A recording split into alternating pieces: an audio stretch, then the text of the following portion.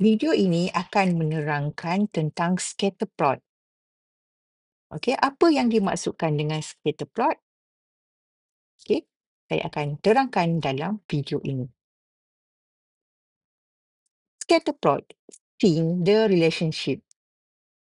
Okey, bila kita cerita tentang correlation, dua benda yang kita akan lihat iaitu relationship, apakah hubungan antara dua variable. Okey, jadi kita nak lihat macam mana hubungan nak lihat secara visual hubungan tu, relationship tu. Okay, sebelum tu kita ulang balik, correlation means two things are related ataupun two variable are related, which is, for example, study time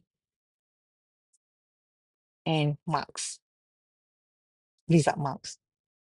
So, but how can we actually see the relationship? So, kita macam mana kita nak lihat relationship ataupun hubungan antara study time dengan result. So, kita gunakan scatter plot untuk melihat kepada relationship ni. So, scatter plot adalah untuk visualize the relationship between two variable. Again, scatter plot is to visualize the relationship ataupun the correlation between variable 1 and variable 2. So, kita nak tengok macam mana. So, kita akan gunakan scatter plot. So, what is a scatter plot? So, scatter plot show data as point X and Y. So, kita ada data yang kita plot X axis dan juga Y axis.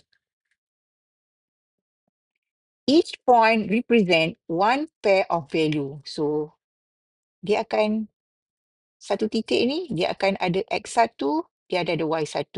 Nanti ada satu lagi, titik lagi, X2, Y2.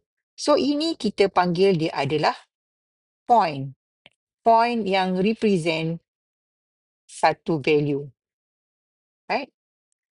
It help us see pattern or trend visually. Daripada titik-titik-titik ni, dan banyak-banyak nanti, so kita akan tengok dia punya pattern. Okay? So, mari kita lihat pattern-pattern yang ada dekat dalam scatter plot ini. So, kalau kita nampak points going upward. So, point-point tu dia makin lama kita lihat dia semakin menaik. So, ini kita panggil dia positive correlation. So, kalau kita nampak bila kita plot data Y dan X, okay, kita plot ni. So, kita dapat titik-titik ni dan kita nampak titik-titik tu semakin lama semakin menaik. So, kita panggil dia sebagai positive correlation. Points going upward. Okay, dan satu lagi points going downward, kita panggil dia sebagai negative correlation. Yang ini positive correlation. So, kita nampak bila kita plot satu-satu titik ni, kita nampak dia semua titik-titik ni semakin lama ke bawah. So, ini kita panggil negative correlation. Dan satu lagi kita panggil point scattered randomly. So, titik-titik tu yang kita dah plot tu dia bersepah-sepah. Tak nampak bentuk. Tak nampak sama ada dia going upward or going downward. Kita panggil dia random, which is no correlation. Tak nampak bentuk. So, ini adalah zero correlation. Okay, ini adalah tiga bentuk scatter plot yang represent or visually on a relationship. Okay. Okay, seterusnya from seeing to measure. Seeing ni apa yang kita visualize. Okay, kita visualize, kita gunakan scatter plot. Okay, sekarang ni kita nak measure. Measure ni mesti berkaitan dengan value, ada value. 1, 2, 3, so dia ada number. So, untuk yang ini, Scatter plot help us to see the relationship visually. Kita nampak benda tu secara visual.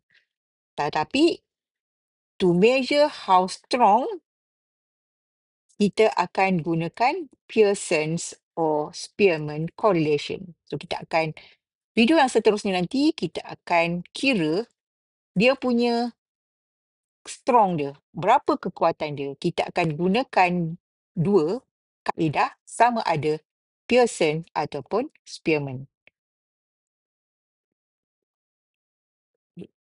So saya ringkaskan di sini adalah, bila kita cerita pasal correlation, sebenarnya dia adalah cerita tentang relationship. Relationship iaitu hubungan antara variable 1 dengan variable 2.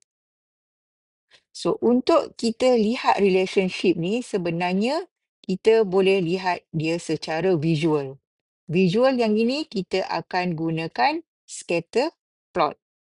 Scatter plot sama ada dia going up ataupun going down ataupun dia random scattered.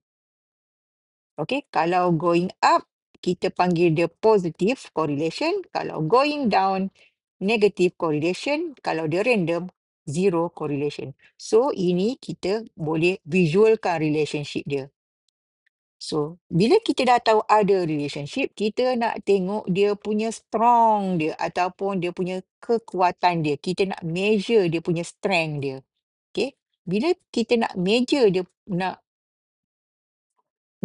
the strength dia, so kita akan gunakan dua kaedah, iaitu kita panggil dia Spearman satu kaedah dan satu lagi kaedah kita panggil Pearson.